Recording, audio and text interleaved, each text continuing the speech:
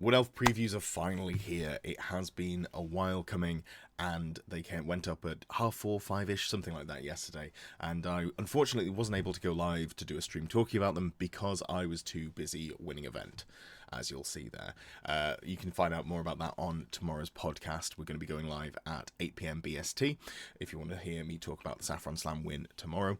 But for now, let's have a look at the Wood Elves because there's loads of stuff coming. Given that it's been, a solid 24 hours or so since the preview went out, you might have seen it. So to make this video worth watching, not only am I going to be going through all the reveals, giving my opinions on them, but I'm going to go through some of the things I know that are coming in the upcoming Arcane Journal. Now, I haven't got my hands on a full preview copy, so I'm not going to be able to do a full breakdown so far, but I do know some things. Most of the stuff I'm going to be talking about, I know 100%. A couple of things I'm going to be talking about 80%. But hopefully this is enough to get you excited for Wood Elves, and I'm really looking forward to Wood Elf Week coming in probably a week's time or so when I do get my hands on the full preview copy. Before we go into the actual models, let's have one more thing that I can talk about here. It talks about rules for the Wood Elf Kindreds that provide characters with additional benefits. Obviously, if you've played previous editions, you'll know that there are various versions that can, buff up. In previous editions, it was so you could take Waystalker characters or sort of forest spirit adjacent kindred characters, and there was interesting ways that you could build your characters using those kindreds and bringing them back. Now, I don't know all of them that are coming, but I believe there is one that is coming that buffs the melee output of the unit that you're attached to, which is obviously very linked to the wild host kindred, the the wild hunt, I should say. But then there's also one that makes you tankier. So I believe you're able to get up to a T5 stag. So one of the ways that you can build your characters currently for Wood Elves is you can put a lord or a noble on a stag, get them to a 2-up armor save, and they're relatively tanky in terms of elves. This gets them up to T5, makes them a little bit more of a brawler. You've got a little bit more ability to put them into the middle of the board and not have to worry quite as much about the output coming their way before they fall over. Looking at the battalion, this is interesting. This is maybe the best battalion we've seen, actually. I'm pretty impressed by the contents. Obviously, up at the top here, you can see there's 2 unit sisters, but it is a dual part box, so it's not just Sisters of the Thorn, it is the Wild Riders as well, and I'm hoping that they will be one of the best units to bring, specifically if you're playing the Wild Hunt.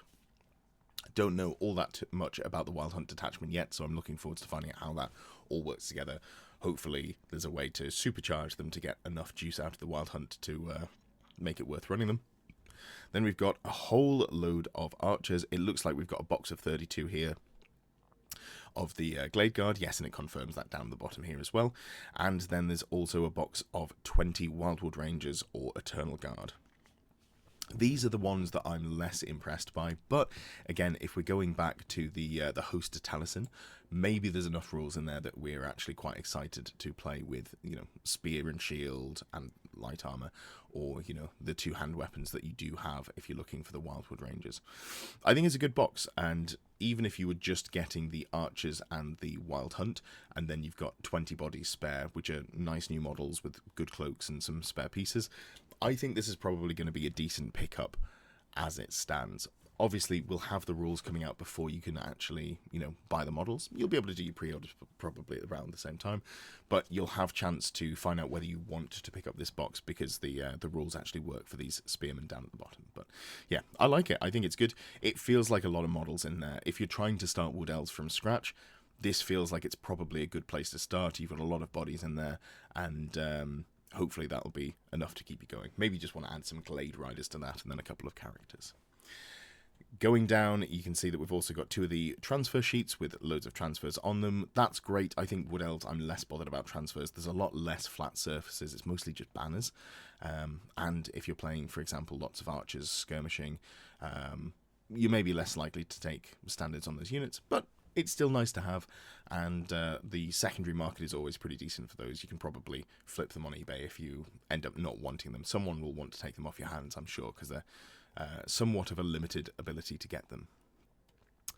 Moving on to the dice and reference card pack. This is, the standard. I quite like these dice. I think the sixes is reasonably readable, doesn't look confusing. I won't be picking any of these up myself, but I do like the contrast between the green and the white. So as Warhammer dice go, I'd say these are pretty solid, depending on how much they charge for them. I think they've got up to about 25 quid now. And then the reference cards as well. So it does say it's got the lore of Athaluren in there as well. I believe, and I'm not sure if it's just a case of my friend getting a duff pack, the Orcs and Goblin one didn't have the Troll Horde lore in. Again, it might have been that he just got a pack without them in if they did normally, but it's nice to see that it comes with actually the spells in there that you'd expect to see.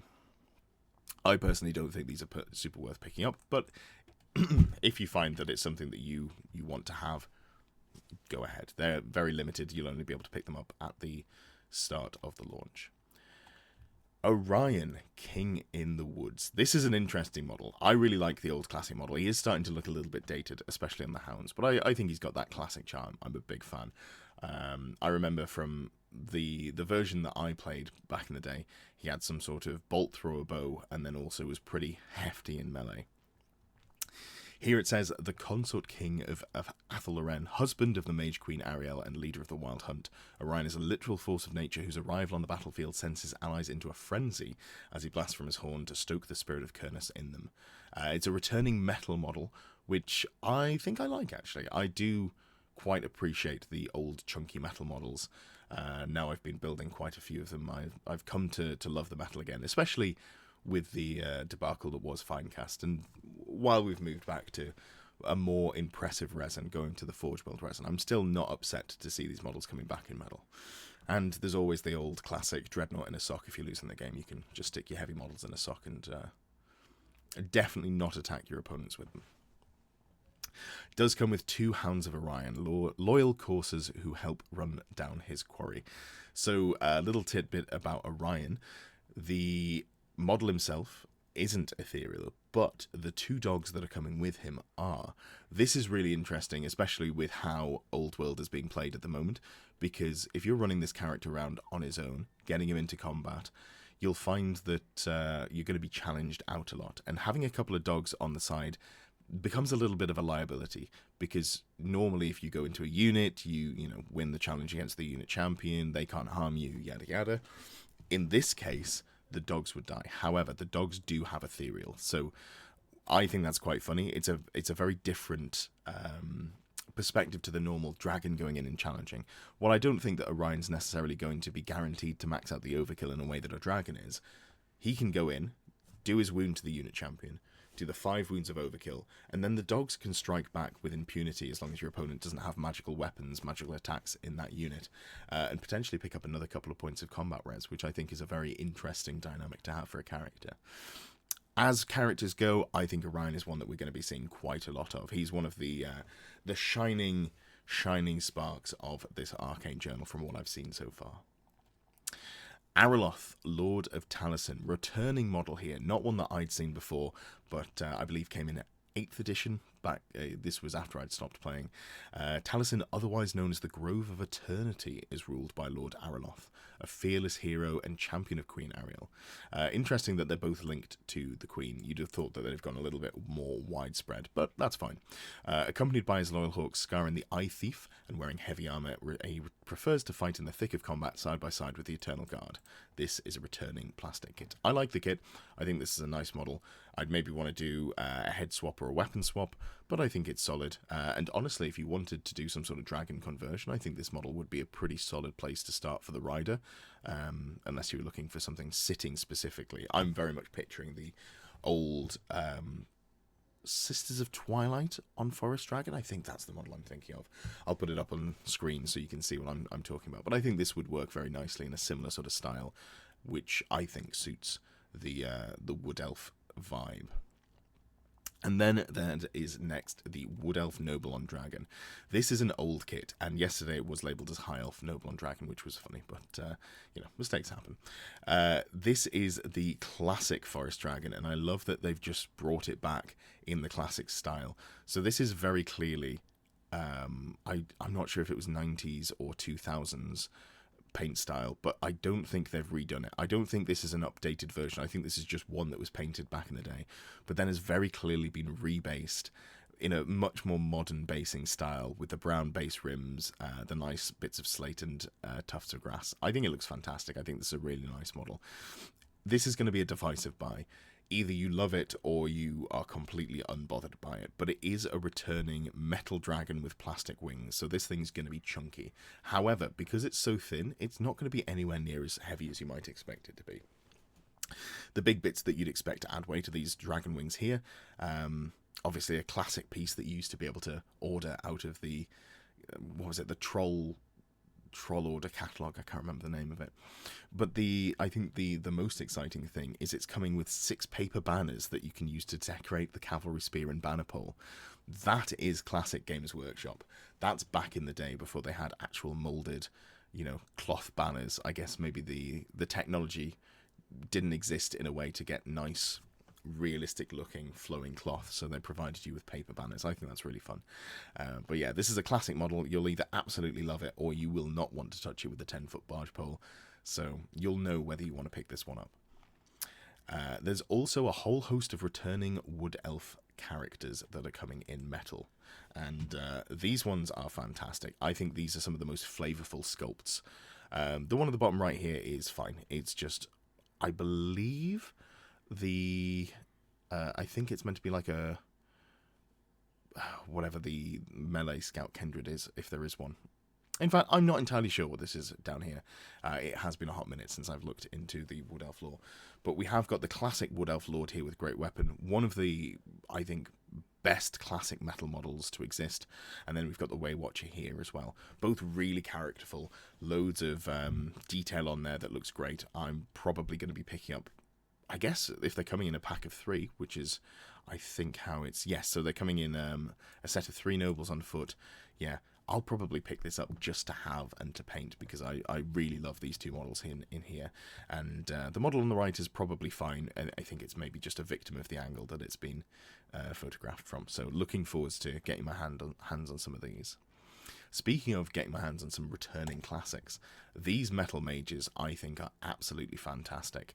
And while they are wood elves, I may end up using them for a variety of armies. So the one on the left here could realistically be used for anything from wood elves to probably you could play it as an empire wizard if you wanted to. If you went some sort of, elementalism caster, it doesn't necessarily look super specifically elfy outside of the paint job and then the ears as well. On the right here, you could very much see this as a Stormweaver or just a High Elf Mage in general. Same for the one here in the middle right. And then the one in the centre, I feel this one looks more Wood Elf to me. I guess the main thing is the sprites down at the bottom that really paint them as Wood Elf over anything else. But yeah, fantastic models. And given that if I pick up a set, I'll be getting 4 of them, I will not feel bad at all about using them across multiple armies. So hopefully we get to a point where I want to run loads of mages on foot, because I do want to pick this up. I think it's a really nice set. Then we are on to the mounted characters. These ones I'm less impressed by, I will say. I think the Lord on Stag looks a little bit derpy, and I personally am just going to use the nice resin 3D print that I picked up a few months ago. And then we've got a Lord on just Elven Steed as well. And again, I'm not super in love with either of these, but they are classic models. People do have nostalgia for them. So if you love either of these, they are coming back, which is always appreciated. And then we've also got the Lord on... that's the Lord on Eagle, isn't it? Noble on Eagle, and then there's a Mage on Warhawk as well. Again, I think this one looks a little bit clunky, but honestly, not too bad. I think it's just the face that I'm not a huge fan of, so maybe I'd do a head swap if I pick this one up. Yeah, great to see all these returning metals. It's a really big range. I think Wood Elves did have less plastic models than the other 2 elf armies, but had a lot more of the characterful metal models, so I'm glad to see those ones coming back. Finally, we've got the very classic, I want to pin this at late 90s or early 2000s. This is a much older model than the some of the other stuff that we've seen as well. And there are maybe some worse things that you could do than putting a mage on a Warhawk. It's not my number 1 choice, but it is funny, and you can obviously evade backwards if you get shot, given that you're on a Warhawk. Finally, we've got Dryker, who I think they're just bringing back as a Branch Wraith. Yes, that's correct. They've got the Branch Wraith here, but this is a fantastic model. Again, really characterful. Probably one that I'll pick up just to have and paint down the line. I really like it, and despite there not being any rules for forest spirits in this book, I am hoping that there will be stuff coming for that down the line. Maybe in the next release for Wood Elves, whenever that is.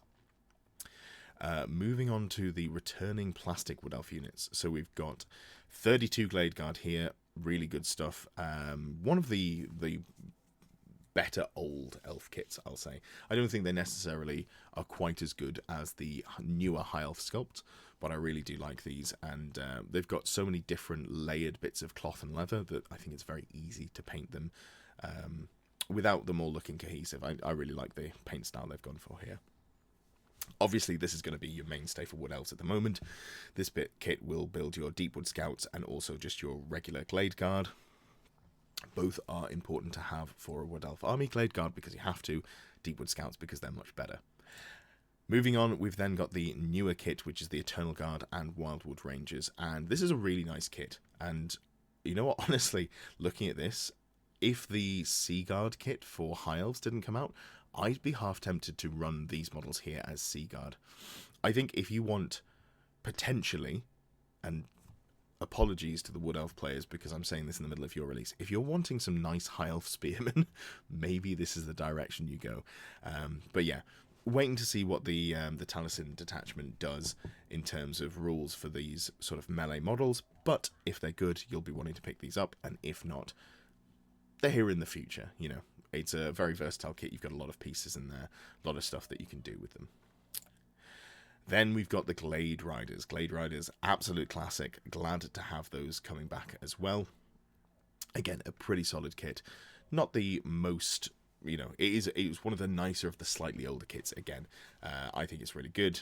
Again, looks like the Glade Guard, but on horses, and very dynamic sculpts. So really pleased to see these coming back. And 12 is a good number because I think when I was running them, I would probably be wanting to run something like an 8 and a...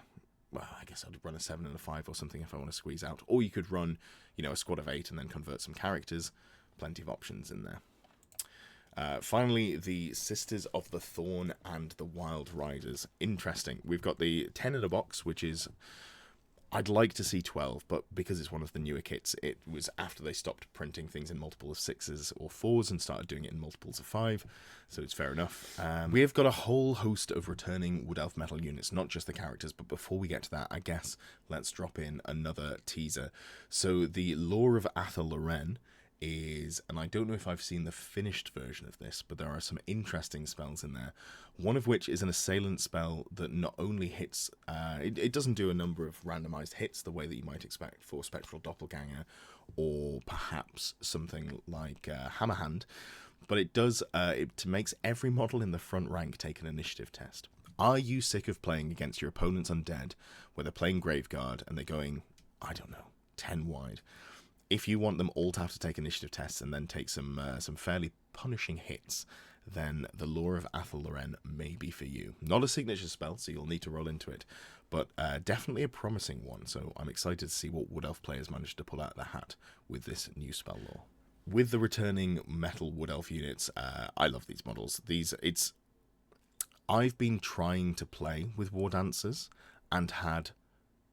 I wouldn't say success, but they haven't been too much of a hindrance because you can take them in smaller units and they're not too expensive as elves go. Really lovely models. Absolutely fantastic to bring them back. It looks like you get them in sets of 10, which feels nuts to me. I remember back in the day, you used to get them in blister packs of 3 for command and probably 4 for the regular blister, or maybe it was just 3 for the blister as well. So getting 10 models at a time feels like a treat, although I'm sure we'll be playing for the privilege.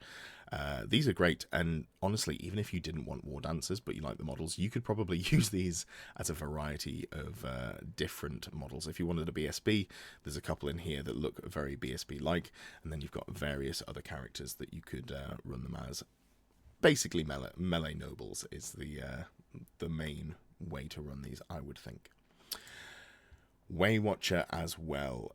This is interesting. So this is just a single shot of the unit of Waywatchers here. Not 100% sure how they're going to be coming back, but again, this model here in the center, one of the most flavorful models, old sculpts that I remember. One of the models that really made me fall in love with Wood Elves. A huge fan of the Waywatcher sculpt. Not super worth running as it stands, just because of the tax you have to take a Waystalker to take Waywatchers, but maybe one of the two detachments that isn't the case, and we can fit them in, just have some really nice efficient shooting units without having to pay through the nose. Playing High Elves, I've been absolutely spoiled about the fact that I've got, Sisters of Athaluren at easy use, so I'd like to see Waywatchers coming back into the fold. Wood Elves are the shooting army. Let's just see more shooting on the table that's effective instead of just being there because it's the cheapest and easiest. We've also got the Warhawk Riders. Now, Warhawk Riders are in an interesting spot because of obviously the horn of the Falcon Horn of Treeman. But if we ignore that, they are a very cool unit and something that I want to play around with, and I'm really pleased to see them coming back. Especially third from the left, this model here. I think, again, just such a great dynamic model. Huge fan of all of the returning pieces that we've got. Speaking of returning pieces, there's this classic Wood Elf Treeman. I like this model. I think I might be tempted just to pick up the one that you can currently get that was released for 8th edition but is in Age of Sigmar packaging, if I wanted to do, some Forest Spirit angles there. But if you do want the old classic, and also it will come and fit on a smaller base size, which is not terrible, maybe this is the direction you want to go with and pick up the old classic sculpt. Not the oldest, not the Trish Carden ones, but the slightly more recent ones that still have a lot of character to them. In the Forest Sprite era, where everything had sprites on them, or spites, I should say. Going with that, we've got the Treekin, and I actually really like these models. I think these Treekin are fantastic. Right now, they're a little bit... they're pretty anemic in combat, but they are very tough, so maybe you find that you want something that's very sort of anvil. If you can take them in the wild host detachment, which I would actually be surprised with, but maybe there's you want to start using some Forest Spirits as an anvil, and you can hit them hard with some Wild Riders. Maybe this is a good combination to go with, and these are the classic returning Treemen.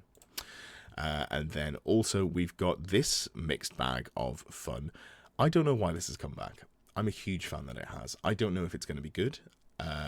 I have no idea what it does, but I'm very excited to see it, hopefully on the tabletop, because these are absolutely classic sculpts. They've come back from 3rd edition, I believe, which is wild. It's I think, and this is a little before my time, I feel like it's before Wood Elves' identity was really solidified, and it was more when it was like a farmyard grab bag.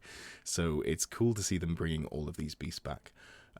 Be interesting to see if we can mix and match, or whether you've got to just take them as units of, like, here's your cats, here's your pigs, here's your dogs, wolves probably, and then you bear as well. But yeah, hopefully you can mix and match, and there's going to be some fun combinations.